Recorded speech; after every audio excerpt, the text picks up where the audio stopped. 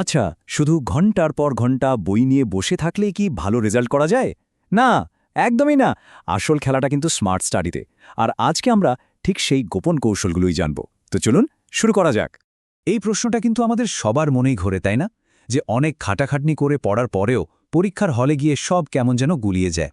আবার দেখবেন আমাদের বন্ধুদের মধ্যেই এমন অনেকে আছে যাদের দেখে মনে হয় তেমন পড়েই না, কিন্তু ঠিকই দারুণ রেজাল্ট করে ফেলে। আখিরের পেছনের কারণটা কি? এর উত্তরটা কোনো জাদু-টাদু না, বুঝলেন? এটা হলো স্মার্ট স্টাডি। যারা ভালো রেজাল্ট করে তারা শুধু খাটেই না, তারা জানে কিভাবে খাটতে হয়, মানে সঠিক পদ্ধতিতে পরিশ্রম করে। তো আজকে আমরা পড়াশোনার এমন 5টা পাওয়ারফুল টেকনিক নিয়ে কথা বলবো। আর একটা কথা বলি, শেষ যে কৌশলটার কথা বলবো ওটা কিন্তু আমাদের পড়াশোনার মোটিভেশন আর অ্যাটিটিউডকে একেবারে বদলে দেওয়ার ক্ষমতা রাখে। স্মার্ট স্টাডির পথে সবচেয়ে বড় বাধা কোনটা জানেন? অতিরিক্ত চিন্তা, মানে ওভারথিংকিং। এটা এমন একটা মেন্টাল ট্র্যাপ যেখানে অনেক ভালো স্টুডেন্টরাও নিজেদের অজান্তেই ফেসে যায়। চলুন একটা ছোট্ট ঘটনা দিয়ে ব্যাপারটা বোঝার চেষ্টা করি। ধরুন একজন শিক্ষক ক্লাসে এসে প্রথমে একটা মারাত্মক কঠিন অঙ্ক করতে দিলেন, যা কেউই পারল না। তো এটা খুবই স্বাভাবিক ব্যাপার, তাই না? কিন্তু আসল টুইস্টটা হলো এর পরে। শিক্ষক এবার একটা খুবই সহজ অঙ্ক দিলেন, কিন্তু জানেন কি হলো? ক্লাসের টপাররা সেই সহজ অঙ্কটাও করতে পারল না, কারণ তাদের মাথায় তখন প্রচণ্ড চাপ। তারা ভাবছে, আগেরটা পারিনি, যদি এটাও না পারি তাহলে তো মান-সম্মানই থাকবে না। অন্যদিকে যারা অ্যাভারেজ স্টুডেন্ট, তারা কোনো চাপ না নিয়ে ফ্রেশ মাইন্ডে চেষ্টা করল আর সহজেই অঙ্কটা করে ফেলল। আর ঠিক এই জিনিসটাই হলো ওভারথিংকিং। যখন রেজাল্টের চিন্তাটা আমাদের বর্তমান কাজটাকে জ্যাম করে দেয়, তখন ব্রেন আর ঠিকঠাক কাজ করতে পারে না। সো মূল কথাটা কি দাঁড়ালো? যখন পড়ছেন তখন শুধু পড়ার ওপরেই ফোকাস করুন, রেজাল্টের ওপর নয়। তাহলে প্রশ্নটা হলো, এই ওভারথিংকিংয়ের চক্কর থেকে বেরোয়ার উপায়টা কি? চলুন এবার আমাদের প্রথম টেকনিকে আসা যাক। নামটা শুনলেই একটা পাওয়ার ফিল করবেন, টাইগার স্ট্র্যাটেজি। ভাবুন তো, একটা বাঘ কি প্রতিদিন শিকার করে? করে না। কিন্তু যখন করে, তখন তার পুরো ফোকাস, পুরো এনার্জি দিয়ে ঝাঁপিয়ে পড়ে। পড়াশোনার ক্ষেত্রেও ব্যাপারটা ঠিক একই। দিনের পর দিন ৮-১০ ঘন্টা মনোযোগ ছাড়া পড়ার চেয়ে অল্প সময়ের জন্য পড়ুন, ধরুন মাত্র 2 ঘন্টা, কিন্তু পড়ুন একেবারে বাঘের মতো, ফুল ফোকাস দিয়ে। দেখবেন অনেক বেশি কাজে দেবে। তো এই টাইগার স্ট্র্যাটেজি অ্যাপ্লাই করার জন্য 3টা সহজ স্টেপ ফলো করতে পারেন। 1. আপনার সবচেয়ে বড় ডিস্ট্র্যাকশন মানে মোবাইল ফোনটাকে অন্য ঘরে রেখে আসুন। 2. একটা বাধা তৈরি করুন, মানে ঘরের দরজাটা লক করে দিন। আর 3. একেবারে পড়ার মধ্যে ডুবে যান। কয়েক ঘন্টার জন্য নিজেকে পড়াশোনার মধ্যে এমনভাবে হারিয়ে ফেলুন যেন এটা এক ধরনের আধুনিক তপস্যা। আমাদের দ্বিতীয় টেকনিকটা, মানে রিভার্স টাইম ম্যানেজমেন্ট, আমাদের রুটিন বানানোর এতদিনের কনসেপ্টটাকেই পুরো চ্যালেঞ্জ করে বসবে। চলুন দেখি কিভাবে এটা আমাদের সারাদিনের সাইকোলজিটাই বদলে দিতে পারে। দেখুন, আমরা সাধারণত কেমন রুটিন বানাই? সকাল 10টা থেকে 11টা অঙ্ক করব। এটা অনেকটা ফাঁকা প্রতিশ্রুতির মতো, তাই না? যা বেশিরভাগ সময় রাখা হয় না। কিন্তু এর বদলে যদি টার্গেট সেট করা হয়, যেমন আজকে যেভাবেই হোক চ্যাপ্টার 5 শেষ করতেই হবে, তখন ব্রেনের ওপর একটা জরুরি ডেডলাইন তৈরি হয়।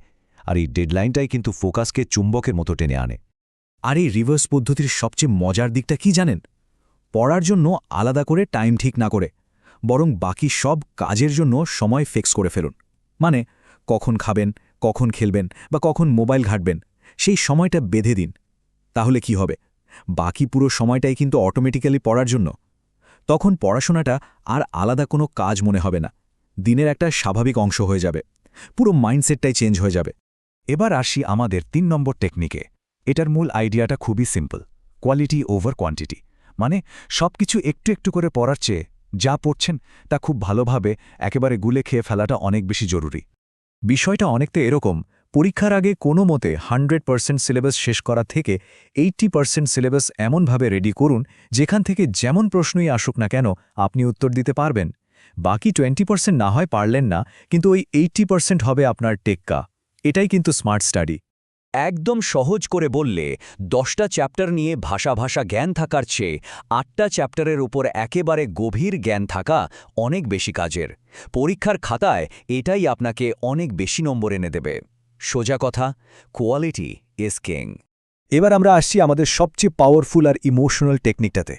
এটা এমন একটা জিনিস যে আমাদের পড়াশোনার মোটিভেশনের একেবারে গোড়ায় কাজ করে।